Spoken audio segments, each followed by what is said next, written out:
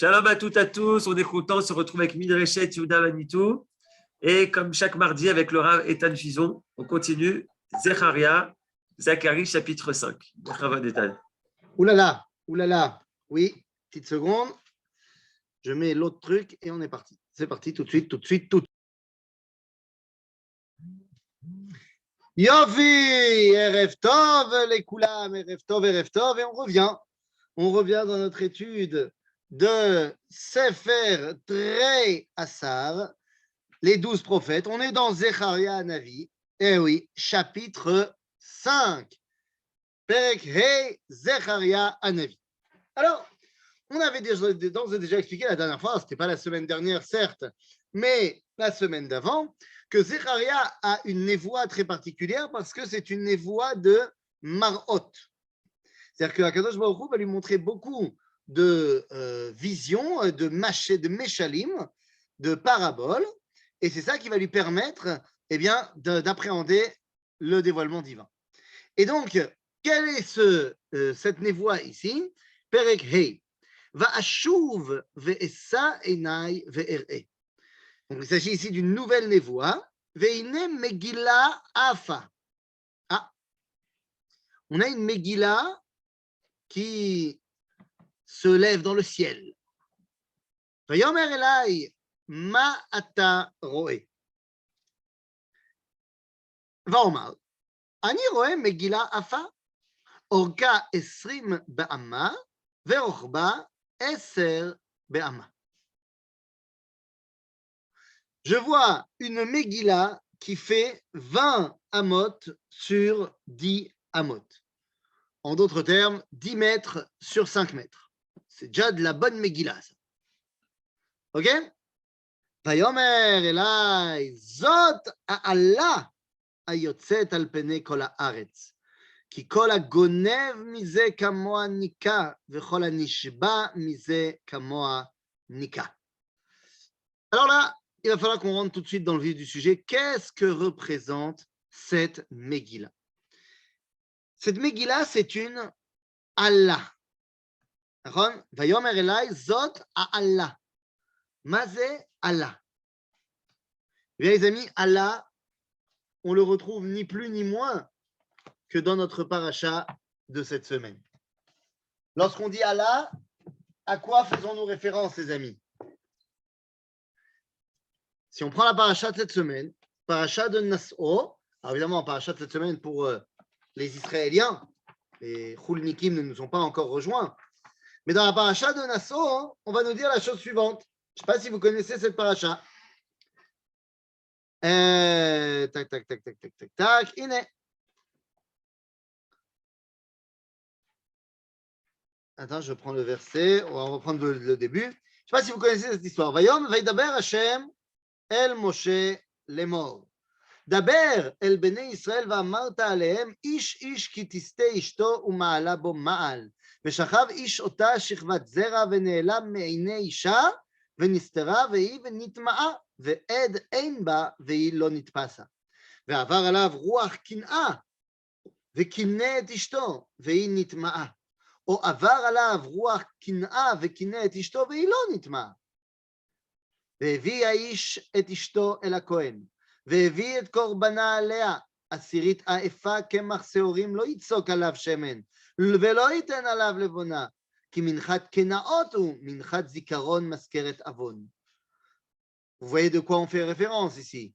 Évidemment, parashat האישה הסוטה, והקריב אותה הכהן והעמידה לפני השם, ולקח הכהן ממים קדושים בכלי חרס, ומן העפר אשר יהיה בקרקע המשכן, ייקח הכהן ונתן אל המים, והעמיד הכהן אל האישה לפני השם, ופרע את ראש האישה ונתן על כפיה את מנחת הזיכרון, מנחת קנאות היא, ביד הכהן יהיו 100 מרים המערערים. והשביע אותה הכהן ואמר אל האישה, אם לא שכב האיש אותך, ואם לא שתית טומאה תחת אישך, הנקי מ100 מרים המערערים האלה. ועד כי שתית תחת אישך וכי נטמאת, ויתן איש בך את שכבתו מבעלדי אישך. והשביע הכהן את האישה בשבועה, העלה. ואמר הכהן לאישה, ייתן השם אותך לעלה ולשבועה בתוך עמך, betet Hashem et yerecher nofelet ve'et bitner tzava. Nous parlons donc ici de la fameuse histoire de la Isha Sota. Vous comprenez que donc, si Akadosh Baruch Hu s'adresse à Zecharia et lui dit Vayomer Elai Zot Allah, ça veut dire que cette Megillah fait référence à la Sota. Mais attention, est-ce qu'il s'agit de la femme de Zecharia? Non. C'est qui est donc Sota? C'est qui est donc Sota? Klal Israël. Klal Israël. Bien sûr, vous avez raison. C'est le Klal Israël qui est Sota. Et oui, comme vous le savez, quand on regarde dans le livre de Shir HaShirim, eh bien, il fait référence ici de manière implicite que Am Israël est la Kala de Ribono Shel Olam, la Kala d'Akadosh Baruch Hu. Ah oui, alors, eh bien, à l'époque de Zecharia Hanavi, Makara, nous sommes Bagalout. Vagalout, c'est Avodah Zara. Avodah Zara, c'est Isha Sota. C'est-à-dire, c'est quoi la Sota? La Sota, c'est une femme qui soit a concrètement trompé, soit son mari la soupçonne de vouloir le tromper. Eh bien, Am Israël, Sheu Bechutz Haaretz Ve'oved Avodah Zara, c'est la même chose. C'est qu'Ilou, on a trompé Akadosh Baruch Hu.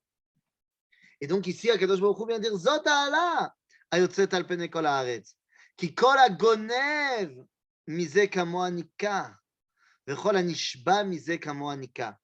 Il y a deux grands problèmes dans la société de Zecharia, Gneva ve Shvuat Shav. Qu'on prête serment avec le nom de Dieu pour mentir et le vol. Ma'akesher. Et oui, alors il y avait certainement un problème concret dans la période de Zecharia où effectivement les Juifs avaient des problèmes de vol et des problèmes de Shvuat Shav. Mais si on y réfléchit plus loin, Mazé Gneva, quand on parle de Sota pour le Ham Israël, Avodah Zara c'est Gneva.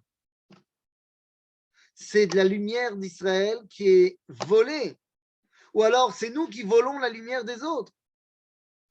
Velachen Yeshvuat Shav. Il y a ici un serment qui est prêté et on utilise le nom de Dieu en vain. Qu'est-ce que cela veut dire? Eh bien oui, si tu vas faire de l'idolâtrie, tu vas prononcer le nom de Dieu en vain. Pourquoi est-ce qu'on nous donne cette névoie-là à ce moment-là? Parce que justement, le but du jeu, c'est de sortir de cette sotaïtitude et de revenir en Eretz Israël, de revenir vers Dieu. Otsetia neum Hashem tsevaot, uva el bet haganav, ve'el bet hanishba bishmi l'shaker, ve'lane betoch beito, ve'killatu, ve'et etzav, ve'et avanav. C'est-à-dire, je vais détruire sa maison. De quelle maison on parle? Mamlechet Israël, Bet Hamikdash. On n'a même pas encore commencé à le reconstruire. Nachon, Ini Zecharia nous parle déjà de Khurban Bayit Sheni, alors qu'on est à peine au début de sa construction. Et on va voir que dans la réalité, Am Israël va vraiment se tourner vers la Avodah Zara. Vayetze Malach Hadover bi, Vayomer Elai, Sana Inecha Ure'e, Ma Hayotzet Hazot. Tout d'un coup, le malach recommence à sortir, comme s'il s'agissait d'une nouvelle névoie. Et il dit, Ma Yotzet Hazot. Ma, va Omar Maï, je ne sais pas. Va Yomer Zot Ha'eifa. Hayotzet. Va Yomer Zot Einam Bechol Haaretz. Et qu'est-ce que c'est que cette histoire? Une deuxième névoie, on nous dit Zéa Efa. Et c'est sur cette Efa que se lèvent les yeux du monde entier. Mais c'est Efa. Efa, c'est un ustensile pour recevoir une mesure. Et on nous dit donc dans cette mesure-là, il y a quelque chose qui intéresse le monde entier.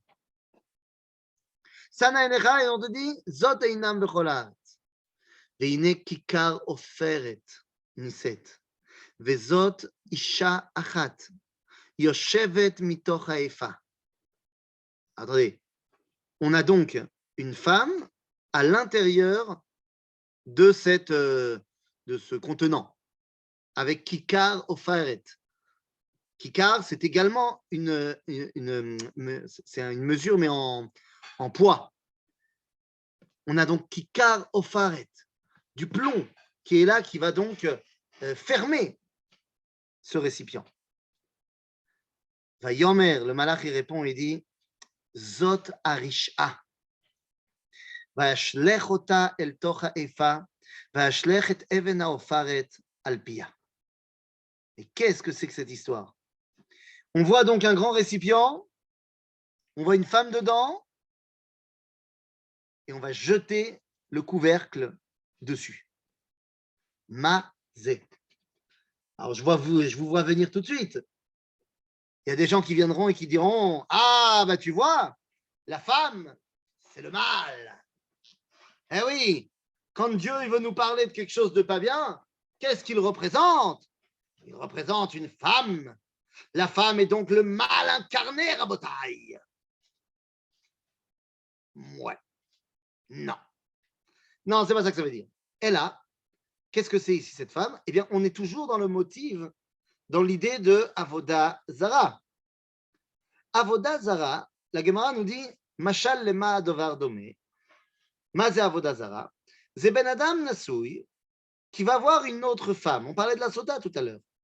C'est-à-dire que, et on nous dit, c'est pas parce qu'il va voir une autre femme qu'il aime plus forcément son autre femme, sa première femme.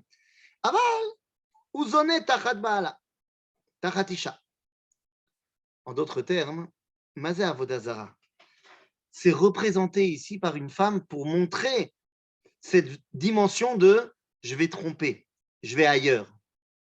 C'est pas que la femme, chas v'shalom, c'est la Avoda Zara, loin de là, Khalila. Donc je veux aller ailleurs, je veux aller voir quelque chose d'autre. Eh bien, on va te dire dans la névoie, bah, tu vois ça, je vais l'enfermer. De quoi ça fait référence? À quoi cela fait référence? Eh bien, les amis, nous sommes dans cette période du début du Second Temple. Et à l'époque du Second Temple, eh bien, c'est à ce moment-là avec Ezra à Sofer, donc on est juste après Zecharia.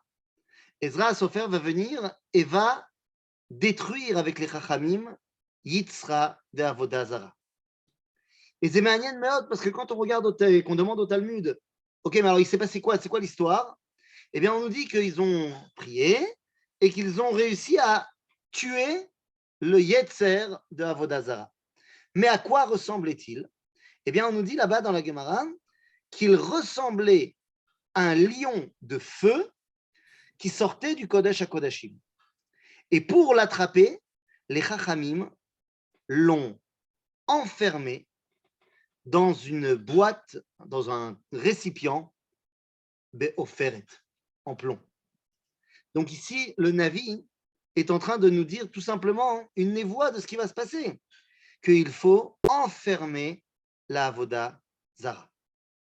Velachen Aoferet Yalpia, elle ne peut plus parler, cette Avoda Zara. Elle ne peut plus émettre ses sons. En d'autres termes, la névoie de Beit Sheni, c'est la névoie de la victoire sur la Avoda Zara. C'est-à-dire, on sait que Beit Rishon, le premier temple, a été détruit à cause de Avoda Zara, Shvichut Damim et Giluy Arayot. Et effectivement, Beit Sheni, on n'a pas vraiment, on ne nous raconte pas que c'est à cause de la Avoda Zara qu'a été détruit Beit Sheni. On parle de Sinatrina, on parle de pas mal de choses pas cool, mais on peut dire qu'on n'est pas tombé Beit Sheni, Avoda Zara. C'est la fin de la Avoda Zara. Et vous savez quoi? Je vais vous dire mieux que ça. C'est même également le début de la fin de la Avoda Zara dans le monde entier. Et oui, il y a eu le christianisme. Alors, je vous vois venir, évidemment que le christianisme, c'est de la Avoda Zara.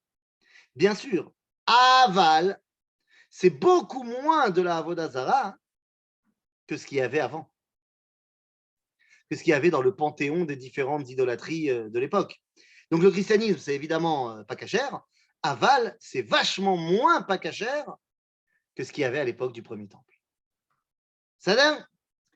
ויאמר זאת הרשעה וישלך אותה אל תוך האיפה וישלך את האבן העופרת על פיה.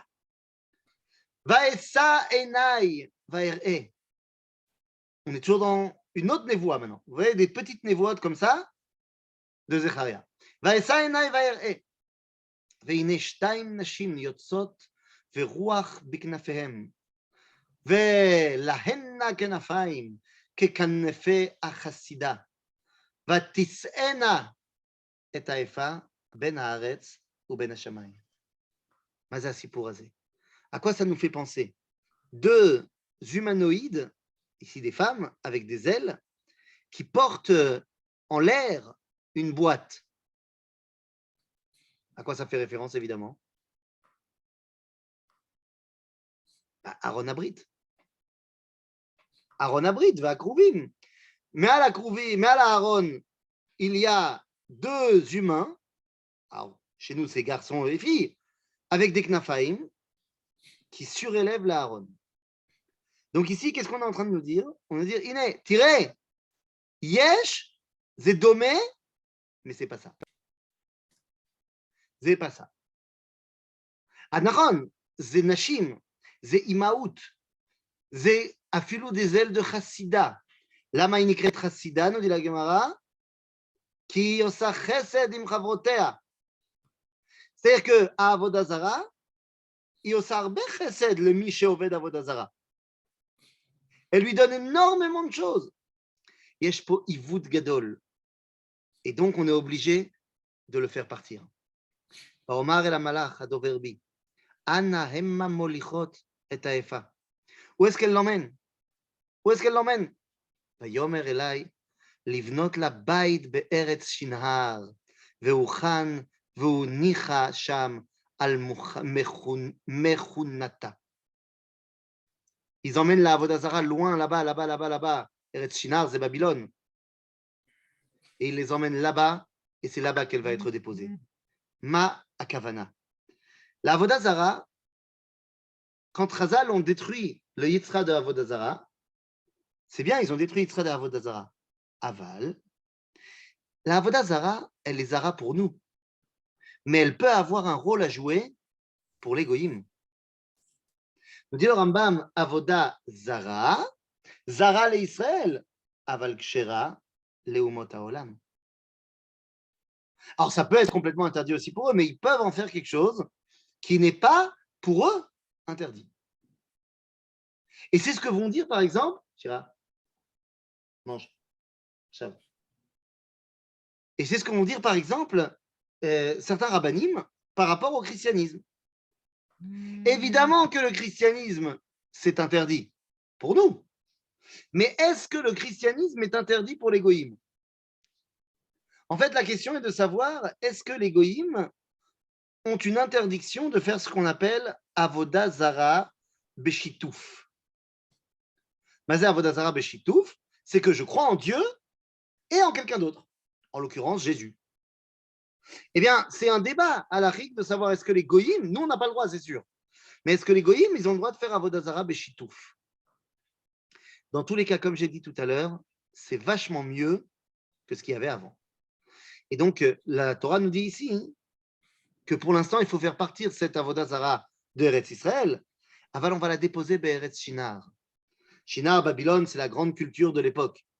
Bien que les Perses aient déjà pris le contrôle, puisqu'on est sous la domination perse, Shinar restait quand même, on va dire, le centre névralgique du Moyen-Orient à cette époque-là.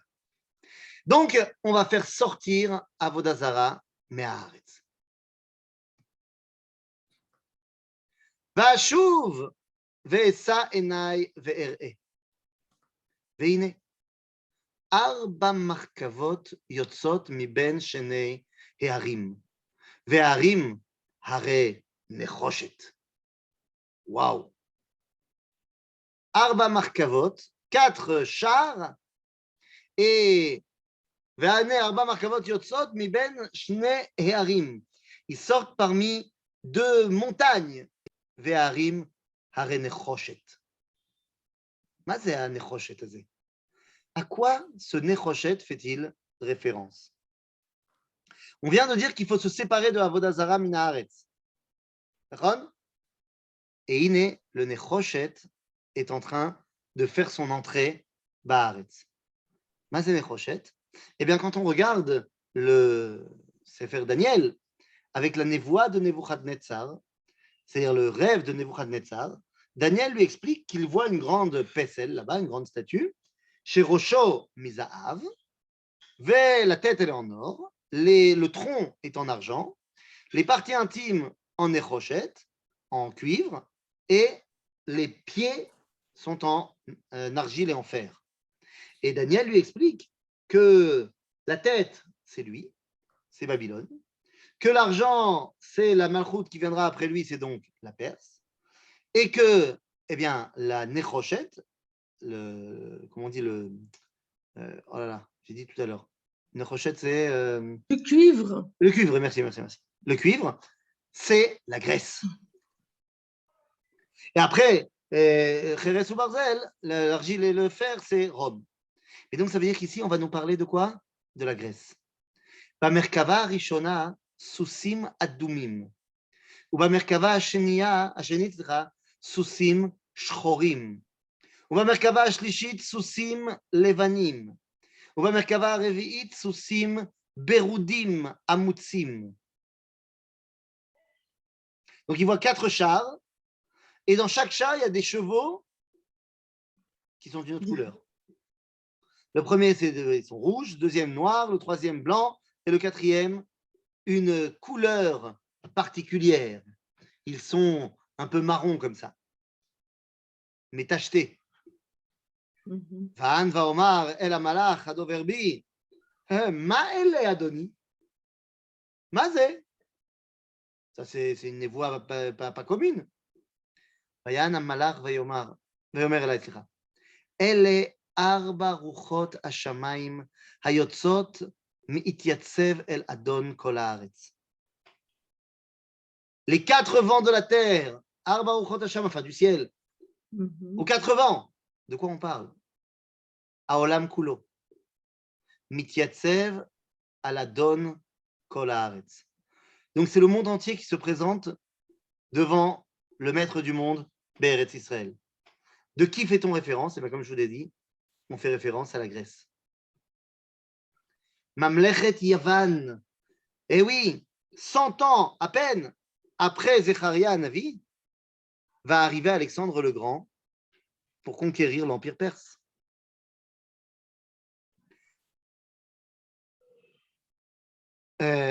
Asher ba as-susim ash-shechorim yotzim el eretz tzafon. והלבנים יוצאים אל אחריהם, והברודים יצאו אל ארץ התימן, והמוצים יצאו, ויבקשו ללכת להתהלך בארץ. ויאמר לכו, התהלכו בארץ, והתהלכנה בארץ. De quoi on parle? מה זה הסוסים השחורים? זה היוצאים אל הצפון. Pourquoi שחור זה צפון? Parce qu'au nord, il n'y a pas beaucoup de soleil. Donc זה שחור. אחרי זה הלבנים, יצאו אחריהם. מה זה הלבנים? מה זה הלבנים? 2 secondes. מה זה הברודים? הברודים זה le sud. זה ארץ התימן. Donc מה זה הלבנים? זה המזרח או זה המערב? En l'occurrence, זה המערב. C'est-à-dire qu'on est en train de nous dire que l'armée qui va arriver, parce que, oui, c'est quelque chose que je n'ai pas dit, mais Susim Batanach, c'est Machal la Milchama. C'est-à-dire que les gens, ils ne se baladent pas à dos de cheval pour faire des balades. Le cheval, à l'époque du Tanakh, est utilisé uniquement pour faire la guerre. Donc on te dit, Susim, Amilchama, ça vaut Mitzafon, Mimaharav ou Midarom. Et ce sont les 3 kivunim par lesquels l'armée de Alexandre est arrivée. Vayizak oti, Vayazek oti.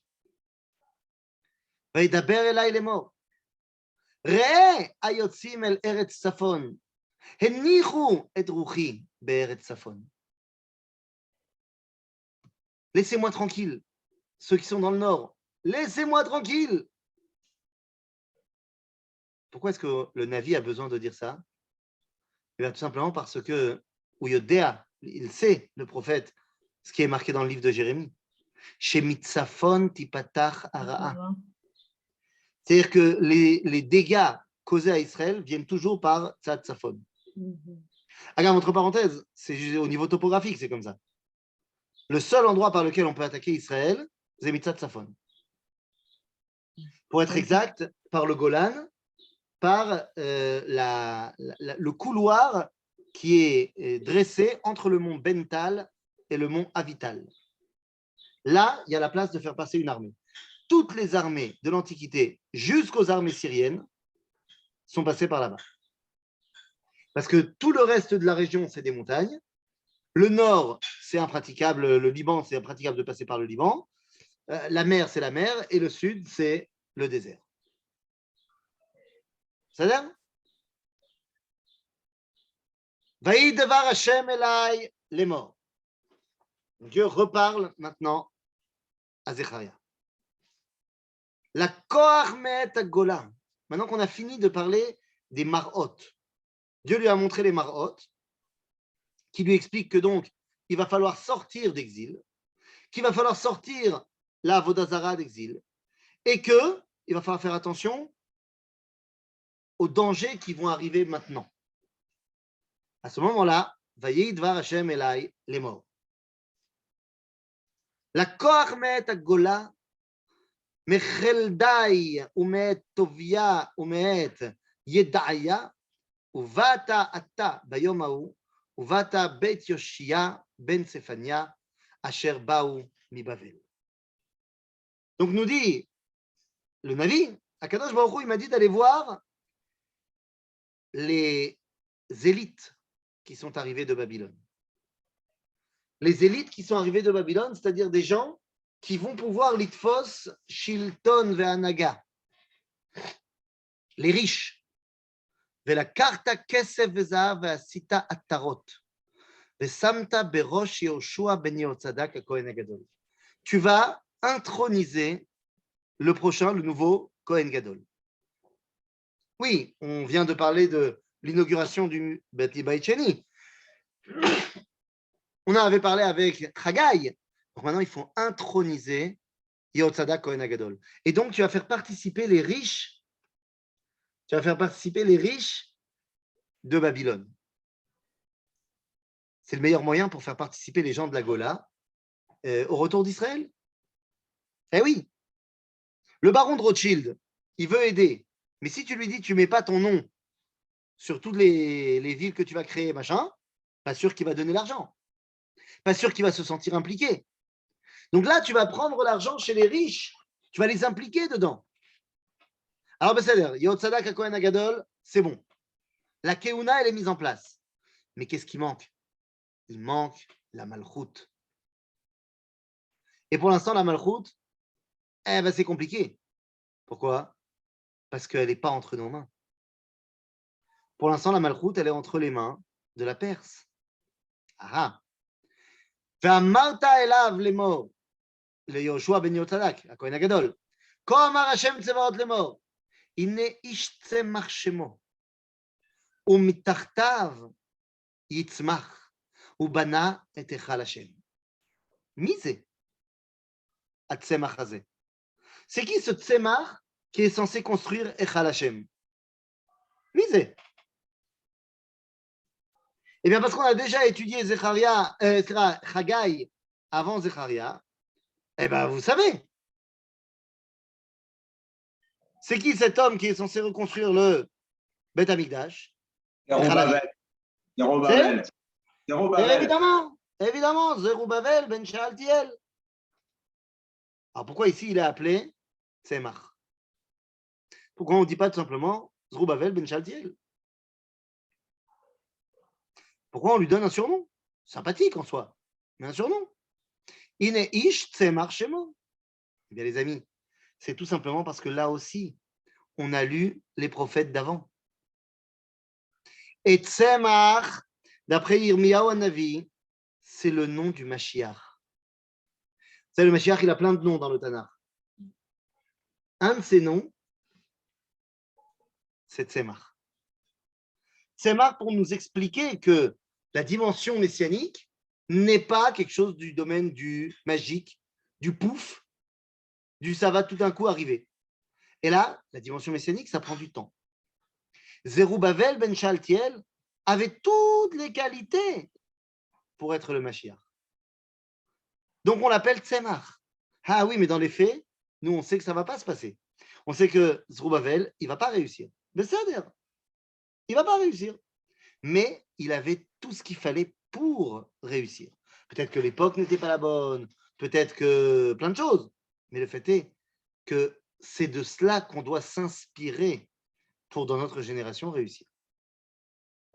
והוא יבנה את היכל השם, והוא יישא הוד, וישב ומשל, משילות, מלכות, על כיסאו, והיה כהן על כיסאו, והצד שלום תהיה בין שניהם. Ah, donc on a besoin de ces deux têtes que sont d'un côté la Keuna et de l'autre côté la Malchut. Voilà les deux dimensions qu'on a besoin pour dévoiler le projet divin. Aujourd'hui, Baruch Hashem, on a la Malchut, mais on n'a pas encore Echal Hashem, on n'a pas encore la Keuna. Au boulot. והתרות תהיה לחלם ולטוביה ולדעיה ולכן בין צפניה לזיכרון בהיכל השם. On va mettre, vous inquiétez pas, pour tous ceux qui ont aidé dans les faits à la reconstruction, on va leur mettre des plaques dans tout le Hichal Hashem, a été généreusement donné par notre bien-aimé, blablabla, blablabla. Comme quoi, vous voyez que les plaques pour les donateurs, c'est pas nouveau. Il y avait déjà des plaques de donateurs dans le Beth Amikdash. C'est ça? ורחוקים יבואו ובנו היכל השם וידעתם כי השם צבאות שלחני עליכם והיה אם שמוע תשמעון בקול השם אלוהיכם. Pourquoi רחוקים יבואו? Ah ben parce que tu sais comment ça marche. Quand il y a un influenceur qui a commencé, qui s'est dit Yalla, moi j'aide Israël, et il a publié, après il y a un autre qui dit attends, pourquoi il n'y a que lui? Moi aussi, je vais y aller. Et après, il y en a un autre qui dit. Et puis, quand on voit qu'il y a tous les grands financeurs qui ont donné, eh ben, on ouvre la campagne de dons aussi aux plus petites sommes. Et tout le monde se met à donner. Et Verchokim Yavou. Uvanu Be'echal Hashem, Vidatem ki Hashem Tzevaot Shelachani Alechem, Ve'aya im Shamoa Tishmeun, Bekol Hashem Elohechem. Qu'est-ce que je pourrais donner comme exemple de ce que je viens de dire? Comme exemple de gens qui viennent de loin et qui décident de donner pour Echal Hashem. Est-ce que vous avez un exemple? Il y a quelque chose qui vous vient en esprit, en tête comme ça? Stam Kacha? Yesh? Ein? Pas d'exemple? Ben moi, je vais vous donner un exemple. Il y a une dame. Oui, Khana, tu veux donner un exemple? Don Garcia. Pardon? Garcia, il y a de mon Safra. Qui? Safra. Ah, Safra, oui, bien sûr. Bien sûr, Edmond Safra. Ça, c'est un très bon exemple. Actuel. Tu donnes un exemple actuel. Mais tu as donné un autre nom avant. Non? Gracia. Don Gracia. Ah, Donna Grazia, bien sûr. Bien sûr, Donna Grazia, bien évidemment. Maintenant, moi, je voudrais que vous me donniez un exemple qui fait directement écho au livre de Zecharia. C'est-à-dire un exemple qui va se réaliser, pas à l'époque de Zecharia, mais pas trop loin non plus. C'était un Amora. Non, c'était un ami qui était très riche. De qui tu parles? Non, c'est pour... Tous les Nevi'im, ils sont riches, sinon ils ne sont pas Nevi'im. Oui, c'est vrai, il faut être riche pour être Nevi. Alors attendez, les amis, il y a une dame assez incroyable, qui est reine de son royaume en Asie mineure. Son royaume s'appelle Adiaben. Et elle-même s'appelle la reine Hélène d'Adiaben.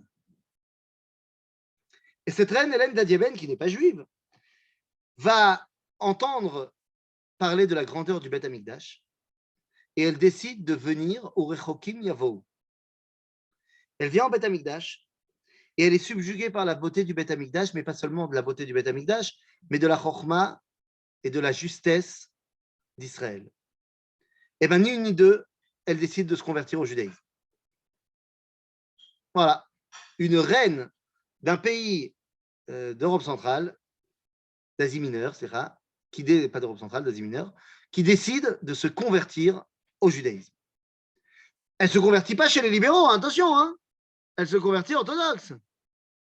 Tellement orthodoxe d'ailleurs que finalement, eh bien, on va parler d'elle dans la Guémara comme étant un modèle de quelqu'un qui écoute les Chachamim. Il y a tout un débat dans la Guémara, dans le traité de Souka, parce qu'elle a fait une Souka magnifique et énorme qui dépasse les dimensions d'une Souka normale. Alors on se pose la question, mais comment ça se fait qu'elle a fait une Souka plus grande que la halakha permet, alors que normalement elle fait tout selon les rabbins. Et donc la Guémara va nous expliquer comment c'est possible que les rabbins lui ont permis de. Donc c'est une femme qui est convertie au judaïsme, qui est tzadika.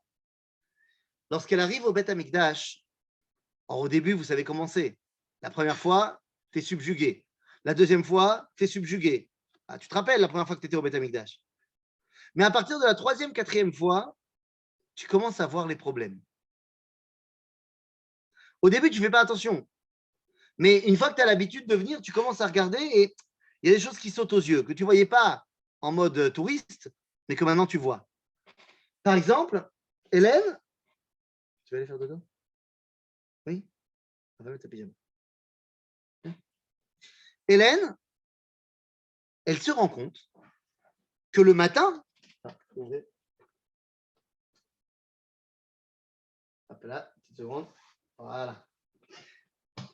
Hélène, elle se rend compte que tous les matins, on ouvre les portes du Beth Amikdash et que dès que le premier rayon de soleil rentre dans la Hazara, eh bien, on commence Korban Atamid Shel Shachar. Le problème, c'est que, comme vous le savez, le Beth Amikdash, il va d'est en ouest. Le Kodesh HaKodashim, il est à l'ouest. Et donc, pour voir le premier rayon du soleil, pour savoir quand c'est le début de la Avoda, eh bien, le matin, tout le monde se tournait, et donc tournait le dos au Kodesh HaKodashim. Elle dit, c'est pas Kavod. Pas Kavod. Et donc, elle va décider de faire un don au Beth Amikdash. Elle va donner une grappe, comme ça, pas une grappe, une espèce de grand chandelier comme ça en or, qu'avec les ingénieurs, on va calculer exactement où il faut l'accrocher à l'entrée de la porte du Echal, de là où les Kohanim ils peuvent rentrer. Et en bas de ce chandelier, il y a un énorme diamant. Et qui est disposé à l'endroit exact que lorsque les portes du Beth Amikdash s'ouvrent et que le premier rayon rentre dans le Beth Amikdash, ça arrive et ça tape sur le diamant qui reflète toute sa lumière dans toute la Hazara. Et donc, les gens n'avaient plus besoin de tourner le dos au Kodesh HaKodashim pour savoir quand ça commençait. Dès que la Hazara était éclairée de mille feux par ce reflet du diamant, eh bien, les gens savaient que c'était le début de la Avoda. OK? Eh bien, cette reine, Hélène, c'est l'exemple même de Urechokim Yavou. Ils viendront de loin et ils voudront s'attacher au Beth Amikdash, s'attacher à la Géoula d'Israël. Alors, la fin de l'histoire, elle est malheureusement beaucoup moins fun, puisque finalement, Hélène va mourir. Son fils, le roi Mounbaz, lui aussi juif, lui aussi très sympathique, décide d'enterrer sa maman. Sa maman a acheté un terrain à Jérusalem pour se faire enterrer. Et on l'enterre dans la plus belle tradition des aristocrates de 2000 ans, dans un sarcophage. Alors, pas un sarcophage à la mode égyptienne, mais les sarcophages mortuaires, c'était très courant à l'époque romaine également. C'est-à-dire, et on l'enterre dans un sarcophage dans le terrain qu'elle a acheté. Dans ce terrain, ce n'est pas un terrain personnel. C'est le terrain pour, on va dire, les gens qui ont de quoi se payer ce terrain. Parce que sont enterrés avec elle des personnages qui étaient très connus à Jérusalem à l'époque de la fin du Second Temple, puisqu'il s'agissait de Kalba Savoie, le beau-père de Rabbi Akiva, l'homme le plus riche de tout le Moyen-Orient, et de Nakdimon Ben Gurion, celui qui a fait le miracle du soleil qui est revenu alors qu'il avait fait un emprunt à un goy pour de l'eau, et finalement, il devait lui rendre à une telle date, et la date était arrivée, et l'eau n'était pas tombée. Et le goy lui dit, tu vois, tu dois me rendre. Mais non, le jour n'est pas terminé, le soleil est revenu. C'est-à-dire, eh bien, le problème, c'est que ce territoire, ce terrain dans lequel est enterrée Hélène, et Kalba Savoie, et Nagdimon Begdon, et certainement d'autres, a été tout simplement volé par la France. Tout simplement volé par la France, et le sarcophage de la reine Hélène est au Louvre, pillé par les Français. Et ce n'est pas une plaisanterie, c'est ce qu'on appelle aujourd'hui en français le tombeau des rois. Kivré à Melachim, en face de Sha'ar Shrem. Il y a là-bas un mitram énorme qui s'appelle le tombeau des rois. Vous pouvez regarder sur Internet, le tombeau des rois. Et il y a un mitram énorme qui a été spoilé par la France, par une affaire sordide, puisque le terrain a été acheté, et on a l'acte de vente aux Ottomans par une juive mécène qui l'a redonné à la communauté juive. Et le problème, c'est que comme c'était une juive, elle ne pouvait pas acheter directement aux Ottomans. Il fallait passer par un tiers. Le tiers, c'était un Français qui s'est tout simplement approprié la vente. Tout ceci, je vous invite à le retrouver dans le roman de mon ami Chaim Berkovitch, qui s'appelle Le tombeau des rois. Il a mené l'affaire de manière très profonde, puisqu'il a même porté plainte contre la France. Et la haute cour de justice en France vient de rendre le premier verdict, et il a gagné, que l'affaire était jugeable. Parce que la France voulait dire non, ce n'est pas jugeable, c'est à nous, point, on n'en parle plus. Eh bien, le tribunal de grande instance de France a jugé que l'affaire était, oui, jugeable. Et donc maintenant, il s'agit de combat avec des avocats. C'est l'avocat William Goldanel qui s'occupe de l'histoire pour faire récupérer la légitimité du tombeau des rois aux mains du peuple juif, puisqu'il a été acheté pour être expressément redonné au Ekdesh, c'est-à-dire à la communauté juive en Eretz Israël. Pour ce qui est du sarcophage de la reine Hélène, c'est encore une autre histoire. Ça sera une autre plainte certainement, parce qu'elle est pour l'instant au Louvre. Et bon, si le Louvre devait rendre toutes les pièces qu'ils ont volées aux civilisations, voilà, il n'y aurait plus grand-chose dans le musée. Mais ça, c'est un autre problème. Donc tout ça pour vous dire que voilà, la reine Hélène, elle était l'exemple, un des exemples de Urechokim Yavo. Et voilà, on s'arrête là pour les marottes de Zecharia. Et la prochaine fois, on va commencer par une question. Une question qui va être posée au Navi, qui va lui falloir 2 chapitres entiers pour y répondre. Mais ça, on verra la semaine prochaine. Est-ce qu'il y a des questions? Razak Baruch Etan, avant les questions, est-ce que pour ceux qui habitent Jérusalem, est-ce que tu peux donner ton programme de la veillée de Shavuot pour ceux qui voudraient se joindre en vrai? Tout à fait. À 11h. À 11h en hébreu, dans ma synagogue, Rechov Yehoshua bin Nun 36, à Katamon.